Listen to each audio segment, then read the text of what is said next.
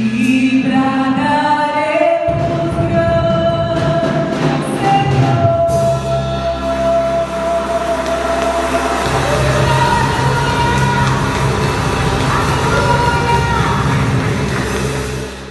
Shalom! Que a graça e a paz do nosso Senhor Jesus esteja com você, com toda a sua família, te encontre em paz e com saúde. Eu sou o pastor Júlio, pastor da Igreja Apostólica Manancial de Vida, ali no bairro do Aricanduva, e eu quero deixar uma mensagem para você. Hoje estamos fazendo diferente.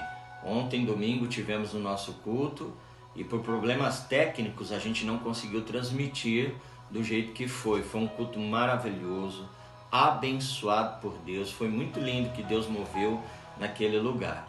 E eu não poderia deixar de trazer a palavra de ontem até o teu coração.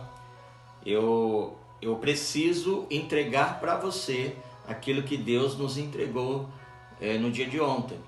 E eu quero começar dizendo o seguinte, como eu disse ontem para os irmãos que estavam lá. Há muitas mensagens que Deus nos dá, aonde a gente pega um texto, aonde a gente pega uma história, aí uma passagem bíblica, e a gente vai e ministra. E no outro culto, Deus nos dá uma outra direção, um outro texto, uma outra história. E há também as séries, que eu particularmente gosto muito de ministrar, onde nós ministramos em cima de um tema, de um texto, de um versículo, de uma passagem, de uma história. E ali Deus nos dá várias mensagens. E durante um tempo, algumas semanas, um mês, Deus vai movendo ali a igreja, os nossos corações, em cima daquele tema. Por que eu estou contando isso? Porque se você visitar o nosso canal no YouTube, você vai ver que tem uma série sobre Naamã. Naamã se encontra lá em 2 Reis, capítulo 5, a história deste homem, esse comandante da Síria. E você vai ver algumas ministrações que nós fizemos lá em cima da história de Naamã, onde o Senhor nos deu ali o discernimento, nos abençoou através da história de vida dele e da cura dele. Eu lembro que tem os 7 mergulhos de Naamã, até onde estou disposto a ir pelo meu milagre, a cura de Naamã e outros. É só visitar o nosso canal que você vai encontrar, amém? E não deixe de compartilhar também todos os nossos outros vídeos, dê lá um like para nos ajudar, a promover o nosso canal e se inscreva. Marque alguém que você gosta muito para que também assista essa palavra, tá bom? Bom, quem era Naamã? Talvez você está chegando agora, fala, pastor, depois eu vou dar uma olhada nos outros vídeos, mas o senhor já pode me adiantar quem era Naamã? Naamã, ele era um homem muito destacado, aonde ele vivia, em seu país, a Síria. Ele era um homem muito graduado, honrado, de sucesso, respeitado e amado, a Bíblia fala. Naamã, ele era comandante do exército do rei da Síria. Um homem de muito prestígio, mas a Bíblia diz que ele tinha um problema. Ele tinha lepra, ele era leproso. E Naamã, a história dele, a gente vai desenrolar um pouquinho aqui. Ele tinha uns conceitos e uns pensamentos equivocados. Ele não tinha Deus no seu coração, ele não tinha tido um encontro com Deus vivo. Então a gente não culpa ele por ter esses pensamentos equivocados, mas em cima desses conceitos e pensamentos equivocados de Naamã é que eu quero ministrar no teu coração. Primeira coisa, primeiro pensamento equivocado, primeiro conceito equivocado que Naamã tinha em sua vida e que nós não podemos ter. Primeira coisa, Naamã, ele precisava aprender a confiar unicamente, exclusivamente em Deus. Aleluia. Por que eu estou falando isso? Muitas pessoas, muitos até crentes, quando vem uma situação de aperto, uma situação de dificuldade, logo procura a solução em muitas outras coisas. Quando é uma dificuldade financeira, ele vai ao banco, ele procura no limite do seu cheque especial, vai no agiota, procura em tantos outros lugares a resposta e a saída para o seu problema. Quando nós devemos, em primeiro lugar, nos humilhar, buscar a face do Senhor, orar, entrar num propósito de oração e saber qual é a vontade de Deus na nossa vida perante aquela dificuldade. Naamã, ele estava com o problema da lepra e a princípio ele achou que uma carta resolveria.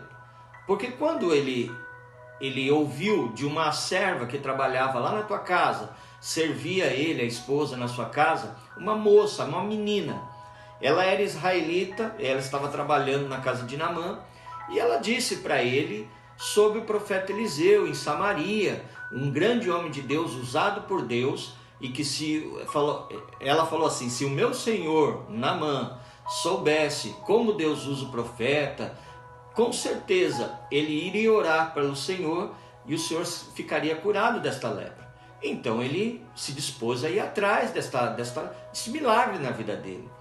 Ele foi falar com o seu rei, o rei da Síria, e este mandou uma carta para o rei de Israel, achando que o rei de Israel poderia ajudar. Naamã pensou isso também. E nós, muitas vezes, depositamos a nossa fé em pessoas.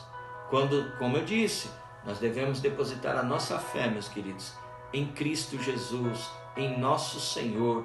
Aleluia! Muitas pessoas acham que o pastor, que o profeta, que a missionária pode resolver o problema deles, mas não é o homem. Eu e tantos outros líderes espirituais que existem na face da terra somos apenas instrumentos na mão do Senhor. Quem faz o milagre, o merecedor de toda a honra e toda a glória é Ele. Aleluia! Deposite a tua esperança, a tua fé no Senhor Jesus. Glória a Deus. Segundo pensamento e conceito equivocado de Naamã, a bênção não se compra, mas se recebe. Aleluia! É pela graça. Pastor, o que é graça? Graça é um favor que nós não merecíamos, mas mesmo sem merecer, Jesus derrama sobre a nossa vida. Glória a Deus. Naamã, ele achou a princípio que o dinheiro resolveria tudo.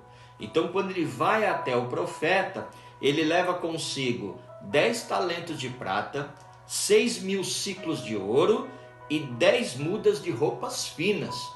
Porque eu imagino Naamã querendo barganhar, querendo negociar a sua bênção. Ele talvez falou: vou chegar lá e vou explicar o que eu tenho, e aí eu falo: mas eu tenho dinheiro para pagar a minha bênção. E não é por aí, é de graça, meu querido. A grande dádiva é quando você entende a responsabilidade que você tem no reino de Deus.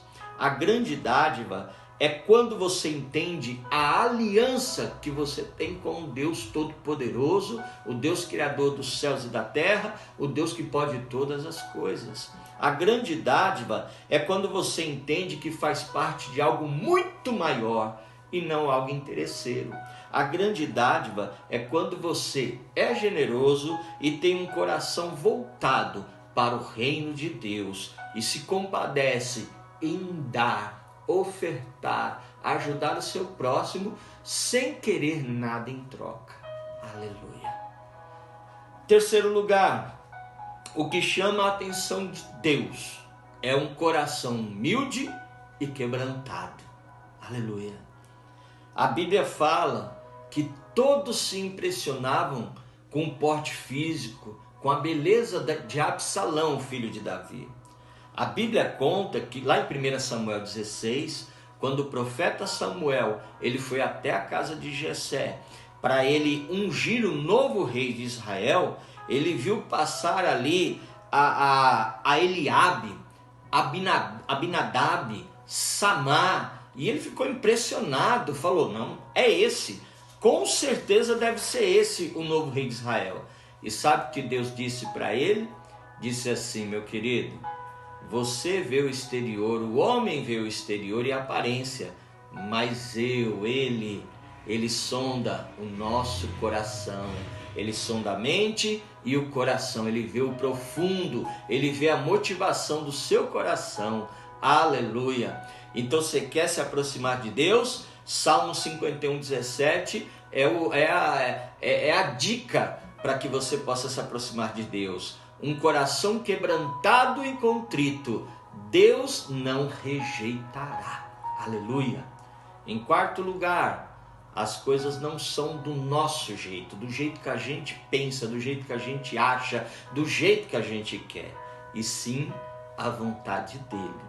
Naamã, talvez ele projetou, né?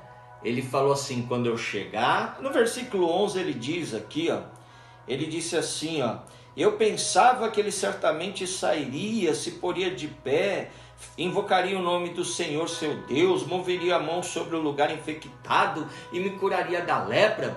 Porque quando ele chegou na casa de Eliseu, Eliseu nem foi receber ele, mandou um moço falar com ele. Ele já ficou meio encaroçado, ficou bravo. E ali ele pensou que ia ser desse jeito, como está escrito aqui no versículo 11. E não foi nada disso. Porque ele pensou, não, eu sendo comandante, um homem, né, importante, talvez ele me receba com fanfarra, bandinha, tapete tapete de vermelho, com honras de presidente, de magistrado. E não foi nada disso. Porque a bênção não é do jeito que a gente quer, mas é do jeito que Jesus pretende estabelecer na nossa vida. Você lembra ali em Lucas capítulo 7, quando o centurião de Cafarnaum, ele vai até Jesus para pedir pelo seu servo doente?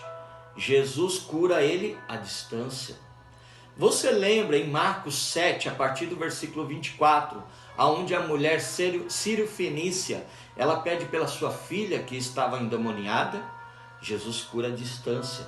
E Jesus curou muitas pessoas à distância.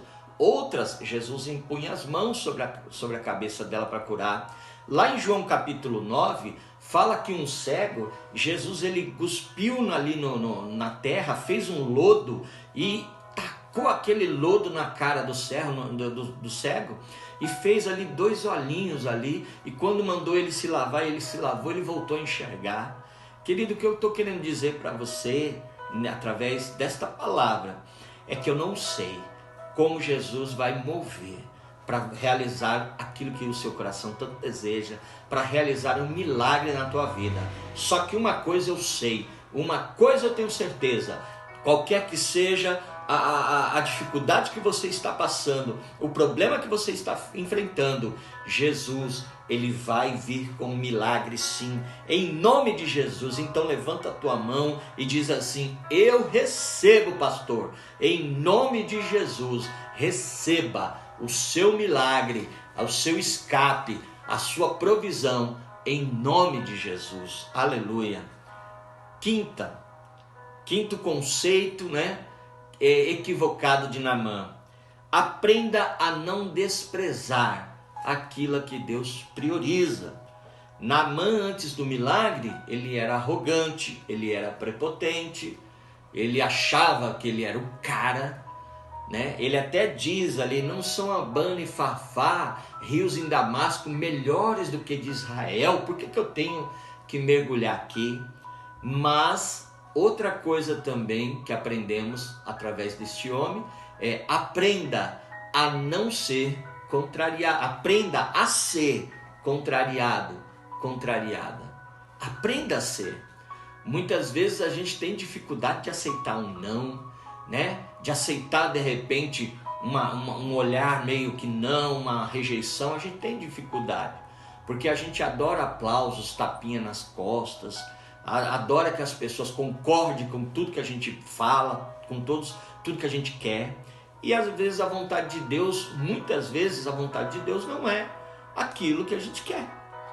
E Naamã, ele pensou que tudo tinha que ser do jeito dele, nem tudo é do nosso jeito. Às vezes Deus não quer. E aí não adianta fazer biquinho: magoei, pastor, vou embora. Não é isso, o caminho não é esse, querido. Aprenda a ser contrariado. Glória a Deus que Naamã andava com crente. Por quê? Porque eles disseram assim: meu pai, que custa você dar 7 mergulhos, meu pai? vai lá, mergulha, o que custa? Se ele tivesse pedido, o profeta tivesse pedido algo mais difícil, você não teria feito? O que custa ir lá dar 7 mergulhinhos? E glória a Deus que ele ouviu os crentes da época que acompanhavam ele, e ele deu 7 mergulhos, ele foi curado. Aleluia! Parar aqui a história seria injusto com Naamã. Por quê? Porque Deus fez uma grande obra na vida deste homem, através dele também. O Jordão que ele desceu e mergulhou, a palavra Jordão significa aquele que desce. E eu quero dizer para você, Naamã foi quebrantado, foi curado e se converteu no Jordão, porque ele desceu e se humilhou. Aleluia! Glória a Deus! Você lembra de Davi? Davi em 2 Samuel capítulo 5, quando ele é ungido rei pela 3ª vez, só que agora em todo o território de Israel, em toda Israel, a Bíblia fala que os filisteus, mais uma vez, vieram contra ele. Esses filisteus não davam trégua para Davi. Então, ali ele luta, perseguição, dificuldade, e os filisteus no calcanhar dele. E nós também passamos por luta, dificuldade, perseguições na nossa vida, temos essas aflições. E Davi, ele se fortalece quando ele desce na presença de Deus para orar, ele busca a face do Senhor, ele vai aos pés do Senhor em oração. E aí é interessante que ele desce às fortalezas dos reis para orar. Aí talvez você fale assim, mas espera aí, pastor, a fortaleza dos reis ficava subindo, a dos outros reis subia, mas a de Davi era descendo, era a caverna de Adulão, onde ele descia e buscava a face do Senhor, a presença de Deus ali. Aleluia! Então nós precisamos aprender a buscar a face de Deus. Lembre em Gênesis 11, quando o povo constrói a Torre de Babel, qual era a motivação no coração daquele povo? Era tocar o céu e encontrar Deus. Essa era a motivação da construção daquela torre. Mas, se você quer encontrar a Deus, não é subindo, mas é descendo, aleluia, aos pés do Senhor. Aprenda a se humilhar e a descer aos pés do Senhor, aleluia, glória a Deus, glória a Deus. João capítulo 3, versículo 30, João Batista, ele disse, é necessário que ele cresça e que eu diminua, aleluia. Quando Naamã é curado, ele voltou para agradecer. Olha que ponto maravilhoso também. Lá no versículo 15 você vai ver que ele volta com um coração grato, uma vida nova e diferente. Aleluia. Quando temos um encontro com Deus, um encontro com Cristo, a nossa vida é transformada. Aquele coração duro, ele passa a ser um coração bondoso, generoso, um coração abençoador, humilde. Aleluia. Eu imagino Naamã quando volta, no caminho, agradece aqueles homens que o ajudaram a ele descer, fazer aquilo que o profeta tinha falado, a ele mergulhar, E também imagino ele chegando na sua casa e encontrando aquela menina que falou para ele do profeta. Eu imagino ele dando um grande abraço e honrando até a vida desta menina. Aleluia. E interessante que quando Naamã volta, dessa vez o profeta não manda o moço para receber. Sabe quem vai ao encontro de Naamã? O próprio profeta. Ele recebe agora a honra que é devida ao servo de Deus. Aleluia. Naamã antes, ele queria comprar a bênção. Lembra que eu falei sobre isso? Só que agora o Naamã convertido, ele faz o quê? Agora ele deseja primiciar na vida do profeta. No versículo 15 ele diz assim no finalzinho, receba um presente do teu servo. Olha que lindo, aleluia. Isso é o coração de uma pessoa simples e humilde, assim como o nosso Senhor Jesus foi. Lá em Mateus 20, 28, o Senhor Jesus ele disse assim, o Filho do Homem não veio para ser servido, veio para servir e dar a sua vida em resgate de muitos. Olha que lindo. Esse é o nosso Deus a quem servimos. Esse é o nosso Deus poderoso. Aleluia. E eu quero orar por você, em nome de Jesus, abençoando a tua vida. Feche os teus olhos, ore comigo.